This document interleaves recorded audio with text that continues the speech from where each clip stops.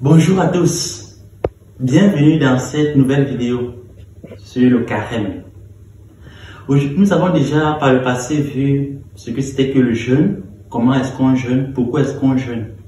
Nous avons également vu la charité, comment vivre la charité. Enfin, on va voir le dernier aspect du carême qui est la prière. Comment prier? Jésus dit, ce n'est pas à force de rabâcher que vous serez exaucés. Il dit encore, vous priez, mais vous n'êtes pas exaucés parce que vous priez mal. Vous demandez, mais vous ne recevez pas parce que vous demandez mal. Vous avez déjà posé la question de savoir comment est-ce qu'on demande mal, comment est-ce qu'on prie mal. Il dit, vous rabâchez. Ça veut dire que les paroles en fait dans la prière, ce n'est pas quand tu cries, quand tu parles beaucoup, La parole en fait, ce n'est pas vraiment ça qui fait qu'on soit exaucé. Regardez un peu. Le japonais prie en japonais, le chinois prie en chinois, le camerounais prie en français, en anglais, en langue ou en langue maternelle et tout. Mais tous sont exaucés. Est-ce que c'est la parole là donc qui fait qu'on soit exaucé? Le plus souvent, la parole dans la prière ne consiste qu'à faire ce qu'on appelle l'autosuggestion. Ça veut dire que lorsque tu dis, je serai milliardaire, je serai milliardaire, je serai milliardaire, j'aurai la voiture, j'aurai la voiture. Comme tu parles là, ton subconscient capte.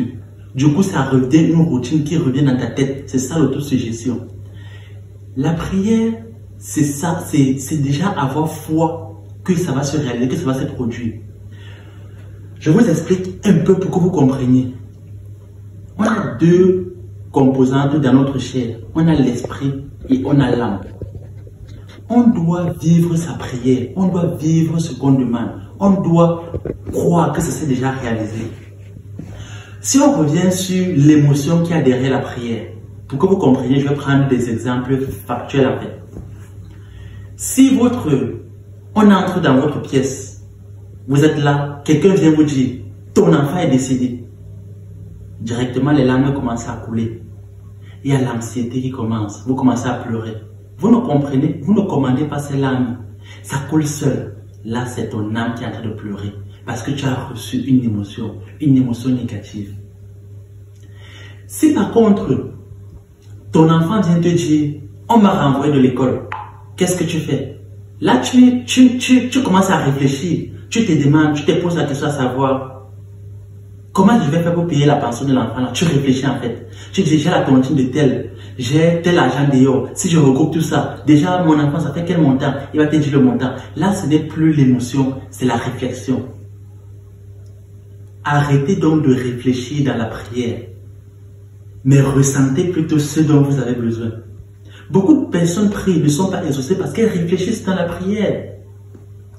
Vous êtes en train de prier, vous réfléchissez. Dieu dit, avant même que tu ne formules ton besoin, je sais déjà ce dont tu as besoin. Avant que tu me le demandes, je sais ce dont tu as besoin.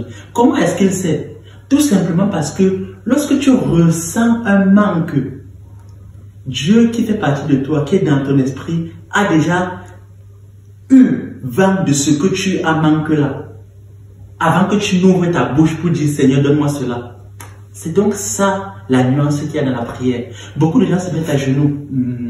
J'ai besoin de quoi et j'ai besoin de quoi? Non, laisse un peu de réfléchir. Ce n'est pas quelque chose dont tu as vraiment besoin. Ce dont on a vraiment besoin, ne réfléchis pas pour demander au Seigneur. Seigneur, j'ai besoin de quoi? Donne-moi une voiture. Non. Lorsque le besoin de la voiture est ancré en toi, et lorsque tu vis ce manque-là, lorsque tu veux vraiment cette voiture, tu as foi et tu as conviction que tu as cette voiture-là, tu vas l'obtenir.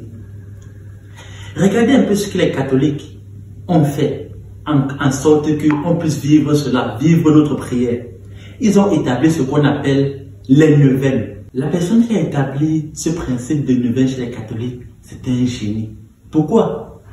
Parce que juste le fait de faire la même prière sur 9 jours, sur une période aussi longue, fait que l'autosuggestion naît dans votre esprit et vous vivez votre prière.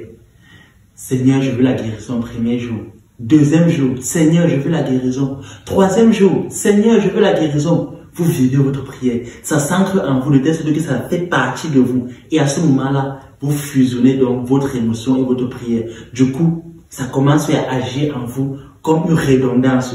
Et cette redondance naît donc l'émotion qui est derrière la prière. Et c'est cette émotion qui fait que vous soyez connecté à Dieu. Et c'est grâce à cette émotion que votre prière sera exaucée.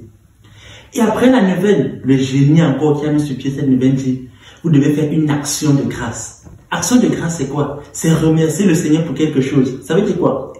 Vous avez fait 9 jours de prière.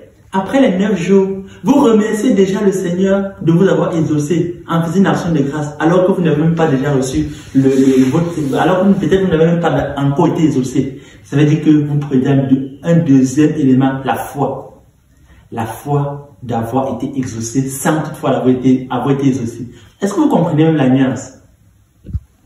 C'est ça qu'il y a de particulier. Donc, en résumé, vous devez vivre votre prière. Vous devez avoir foi que vous avez été exaucé, même sans toutefois avoir été exaucé. C'est ça. Et votre foi ne doit pas faillir. Vous ne devez pas prier et vous dire peut-être que ça va essayer, peut-être il va m'exaucer. Non. La conviction, être sûr et certain, la foi. Il n'y a qu'une toute petite limite entre la foi et l'orgueil. Parce que le plus souvent, vous avez tellement foi que vous pensez même que vous êtes un peu orgueilleux.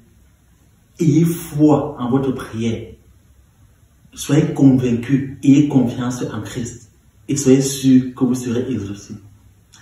Maintenant, juste un petit élément. Est-ce que vous connaissez pourquoi est-ce que devant Dieu, convoiter le bien d'autrui, convoiter le bien qui ne nous appartient pas, est-ce que vous savez pourquoi est-ce que c'est un péché?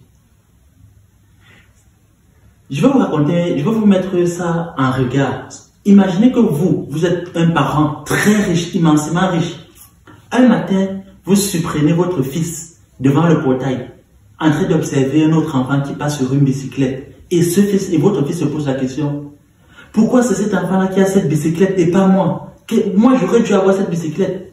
Qu'est-ce que vous direz en tant que parent? Vous allez certainement regarder votre fils et dire, cet idiot, moi, je peux lui acheter cette bicyclette comme ça, même 200, même un camion, même un conteneur. Et lui, il se fâche parce que cet enfant est en train de passer avec une bicyclette. Vous comprenez donc?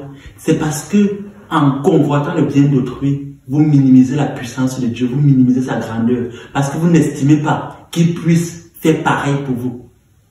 Or, si vous vous réjouissez de ce que l'autre a, vous vous réjouissez du bien d'autrui, vous vous réjouissez de la joie d'autrui, vous êtes prédisposé à recevoir également votre prière. Vous êtes prédisposé à être exaucé. Prions Dieu et n'oublions pas que la prière, c'est le cœur à cœur avec Dieu.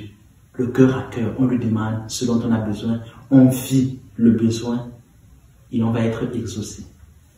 Merci et à très bientôt pour une nouvelle vidéo, certainement toujours sur le carême.